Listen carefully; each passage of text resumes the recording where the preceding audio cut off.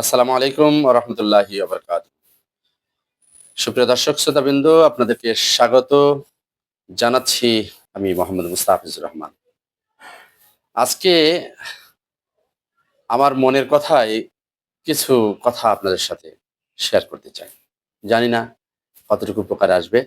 তারপরেও এক ধরনের আলোর প্রত্যাশায়, এক ধরনের প্রত্যাশিত ভবিষ্যতের কথা ভেবেই শেয়ার করছি আপনাদের সাথে। তাহলে কথা না বাড়িয়ে শুরু করি। আমার মনের কথায় আজকে কোন কথাগুলো ভাসছে। সুপ্রিয় দর্শক শ্রোতাবৃন্দ, নিশ্চয়ই আপনারা লক্ষ্য করেছেন আমাদের সমাজ, আমাদের এই দেশ, এই পৃথিবী লক্ষ্য করেছেন। এই পৃথিবীর মধ্যে মানুষের যে কর্মপরিধি, সেই কর্মপরিধিগুলো লক্ষ্য করেছেন। লক্ষ্য করছেন প্রতিনিয়ত। আমি করছি, আপনি করছেন।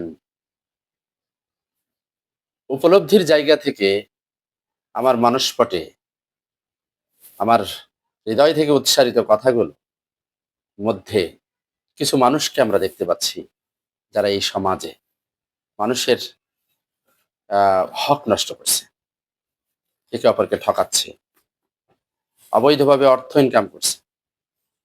কিছু মানুষকে দেখছি অফিস আদালতে ঘুষ বাণিজ্য নিয়ে ব্যস্ত। আহারে, মনে হয় যেন এটা তার অধিকার। কিছু মানুষ আছে, এই যে সৃষ্টি জগৎ, যার যার এই সৃষ্টি জগৎ, সেই সৃষ্টি জগতের সৃষ্টিকর্তাকে নিয়েই বিতর্ক করছে। কি অদ্ভুত দুঃসাহস! কিছু মানুষ এইভাবে বিরোধিতা করে যাচ্ছে।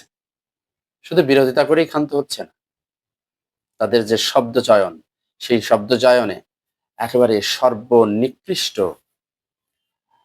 প্রাণীর মতো তাদের ব্যবহার।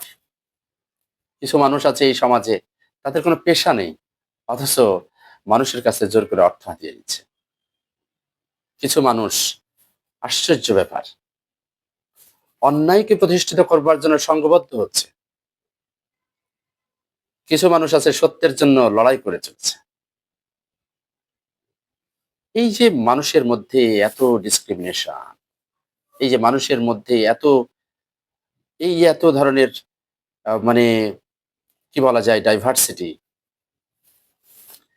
কেন মানুষ আসলে এইগুলো করে?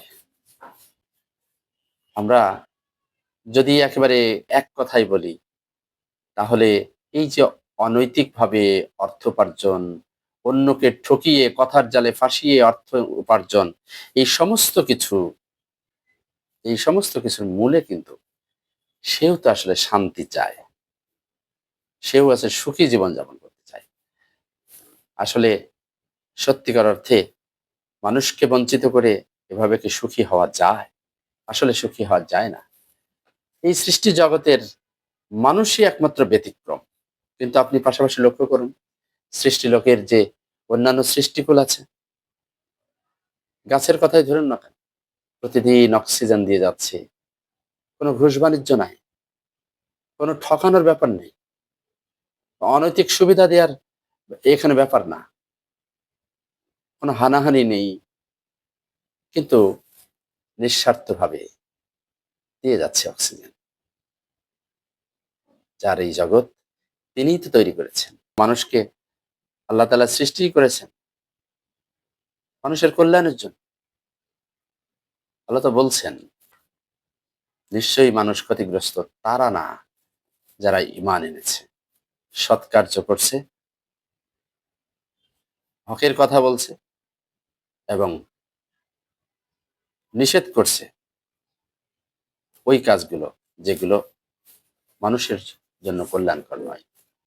মনের কথায় শুধু এতটুকুই বলা,